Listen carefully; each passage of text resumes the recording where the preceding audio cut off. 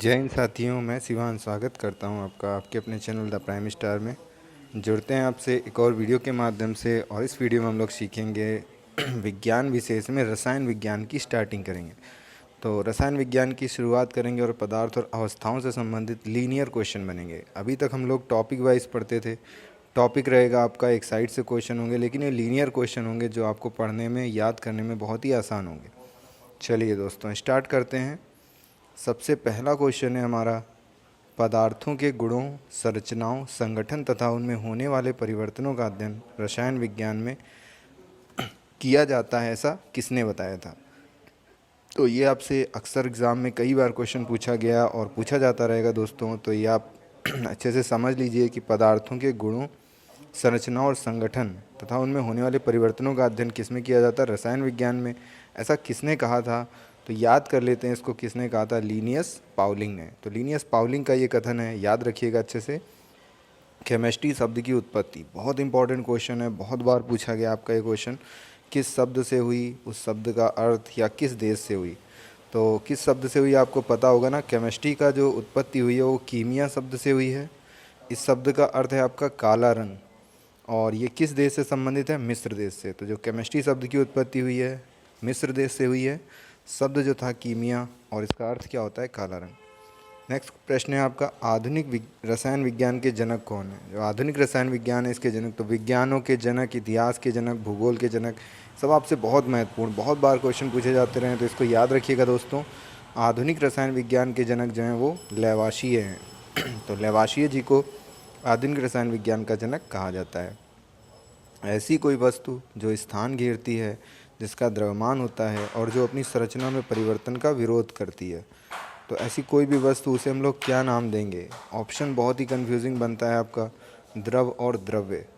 तो ऐसी जो भी वस्तु जो स्थान घेरे, जिसका द्रव्यमान हो और अपनी संरचना में परिवर्तन का विरोध करती है, तो उसे हम लोग क्या कहते हैं? द्रव्य या पदार्थ कहते हैं। तो ये आपकी वस्तु द्रव्य या पदार्थ कहलाती है। नेक्स्ट प्रश्न है आपका, आरंभिक भारत व यूनानियों के अनुसार प्रकृति की सारी वस्तुएं कितने तत्वों से मिलकर बनती हैं। तो ये क्वेश्चन बहुत ही महत्वपूर्ण हो जाता है, कई बार एग्ज़ाम में इनके नाम पूछे गए, उन सारी वस्तुओं के नाम क्या हैं। तो ये आपका क्या है? 5 चीज़ों से मिलकर बनता है। जो भी आपका प्रकृति की सारी वस्तुएं हैं, वो 5 चीज़ें क्या हैं? इसके लिए आप एक लाइन याद रख सकते हैं, क्षितिज, जल, पावक, गगन, समीरा। तो क्षितिज, जल, पावक, गगन और समीर, इन 5 तत्वों से मिलकर के जो हमारी प्रकृति की सारी वस्तुएं हैं वो बनती हैं।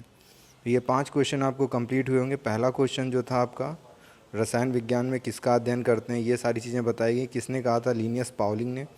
केमिस्ट्री शब्द की उत्पत्ति कीमिया शब्द से, जिसका अर्थ काला रंग होता है, मिस्र देश से हुई।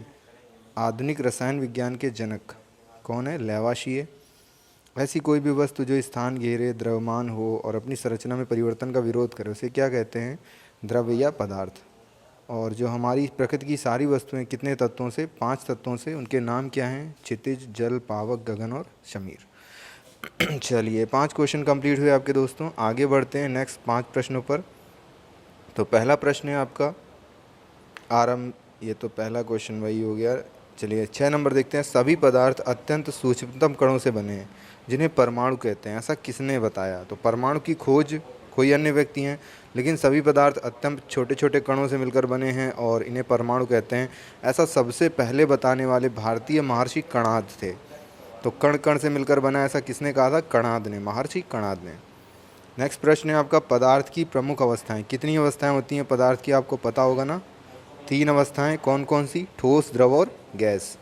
फिर पदार्थ की कुल अवस्थाएं, टोटल कितनी अवस्थाएं हैं? 4 या 5? ये कन्फ्यूजिंग क्वेश्चन बनता है। तो पदार्थ की कुल अवस्थाएं जो हैं वो 5 हैं। चौथी पाँचवीं क्या है, ये आपको आगे आने वाले प्रश्न में पता चलेगा। तो पदार्थ की प्रमुख अवस्थाएं 3 हैं, जबकि कुल अवस्थाएं 5 हैं। ऐसे पदार्थ जो कठोर, द्रव्यमान व आयतन निश्चित और सदैव समान रहता है, ऐसे पदार्थों को क्या कहेंगे हम लोग? तो ऐसे पदार्थों को क्या कहते हैं? जो कठोर हों, द्रव्यमान और आयतन निश्चित हो और सदैव समान रहने, ठोस कहते हैं। ऐसे पदार्थ जिनका आकार व आयतन अनिश्चित होता है, तो आकार और आयतन अनिश्चित हो तो उन्हें क्या कहेंगे हम लोग? गैस कहेंगे। 5 क्वेश्चन कंप्लीट हुएंगे दोस्तों। अत्यंत सूक्ष्मतम कणों से बना है, जिन्हें परमाणु कहते हैं, ऐसा सबसे पहले किसने बताया था? महर्षि कणाद ने। प्रमुख अवस्थाएं 3, कुल अवस्थाएं 5। ऐसे पदार्थ जो कठोर, द्रव्यमान व आयतन निश्चित सदैव समान होता है, तो इन पदार्थों को क्या कहेंगे? ठोस। जबकि जिनका आकार और आयतन अनिश्चित हो, है ना आकार निश्चित है ना आयतन निश्चित है, तो उन्हें क्या कहेंगे? गैस कहेंगे। चलिए नेक्स्ट प्रश्नों पर आते हैं।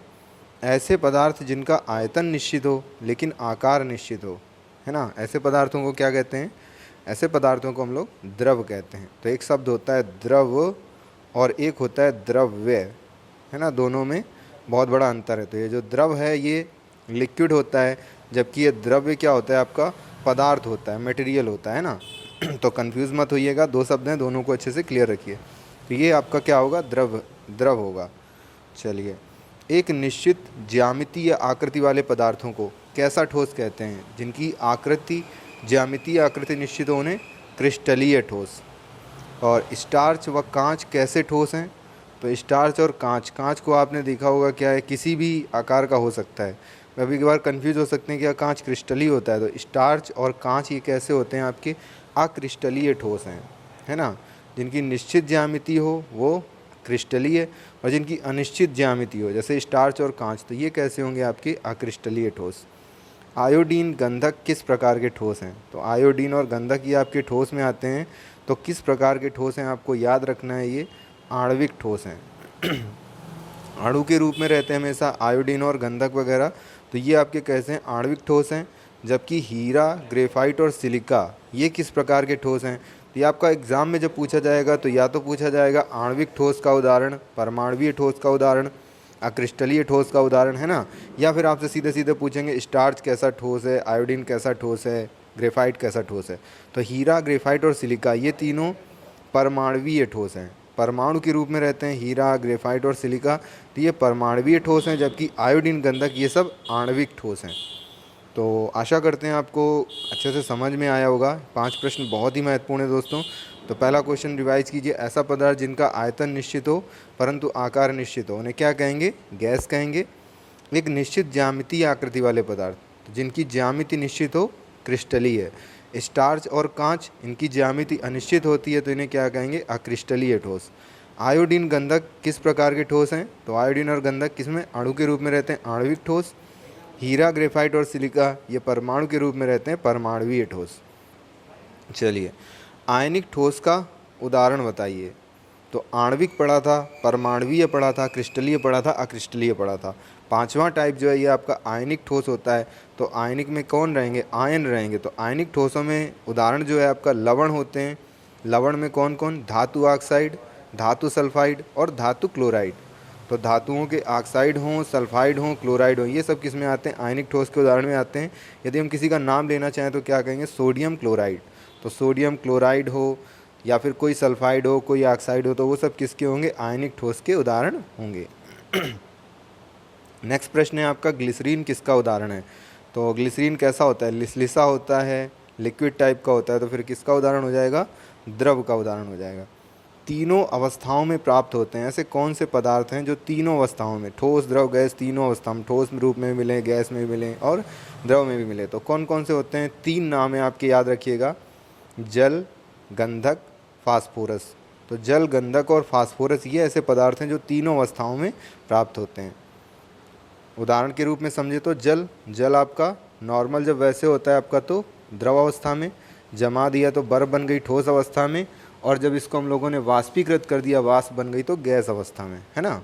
तो ये आपकी तीनों अवस्थाओं में प्राप्त होते हैं, जल, गंधक और फास्फोरस। नेक्स्ट प्रश्न है, ऐसे पदार्थ जो ठोस से सीधे गैस में बदल जाते हैं। तो ठोस से सीधे गैस में बदल जाते हैं, आप इनको गर्म कर दीजिए, ये ठोस होंगे और ठोस के बाद में गायब हो जाएंगे, है ना, क्या बन जाएंगे? गैस बन जाएंगे। तो ऐसे पदार्थ कौन कौन से हैं आपके? कपूर, नौशादर, आयोडीन। नाम याद रखिएगा, कपूर, नौशादर और आयोडीन। लास्ट क्वेश्चन है आपका, पदार्थ की चौथी अवस्था और 5वीं अवस्था। चौथी अवस्था का नाम आपको पता है ना, क्या होता है? प्लाज्मा। तो प्लाज्मा जो है वो पदार्थ की चौथी अवस्था है। जबकि 5वीं अवस्था का नाम बहुत ही महत्वपूर्ण है आपका, ये भारतीय वैज्ञानिक बोस जी के नाम पर है, बोस आइंस्टीन कंडेंसेट। तो बोस आइंस्टीन कंडेंसेट ये आपकी पदार्थ की 5वीं अवस्था है। चौथी अवस्था प्लाज्मा, 5वीं अवस्था बोस आइंस्टीन कंडेंसेट। रिवीजन करते हैं एक बार, कितना याद हुआ आपको? तो आयनिक ठोस का उदाहरण, आयनिक ठोस में कौन आते थे आपके? लवण आते थे, धातु ऑक्साइड, धातु सल्फाइड और धातु क्लोराइड। ग्लिसरीन किसका उदाहरण है? द्रव का। तीनों अवस्थाओं में प्राप्त होते हैं कौन से पदार्थ? जल, गंधक और फास्फोरस। ऐसे पदार्थ जो ठोस से सीधे गैस में बदल जाते हैं? कपूर, नौशादर और आयोडीन। पदार्थ की चौथी अवस्था क्या होती है? प्लाज्मा। और पांचवी अवस्था क्या होती है? Bose Einstein condensate. तो इस तरह से आपके 20 क्वेश्चन कंप्लीट होंगे दोस्तों। बहुत ही महत्वपूर्ण प्रश्न है, अक्सर एग्जाम में आते रहते हैं। अच्छे से इनको क्लियर कीजिएगा। यदि आपको ना आते हों तो इनके नोट्स बना लीजिएगा, है ना, अपने तरह से। और वीडियो देखने के लिए बहुत बहुत धन्यवाद दोस्तों। वीडियो अच्छा लगा तो लाइक कीजिए और कमेंट करके बताइए दोस्तों कैसे लग रहे हैं हमारे वीडियोज़ आपको।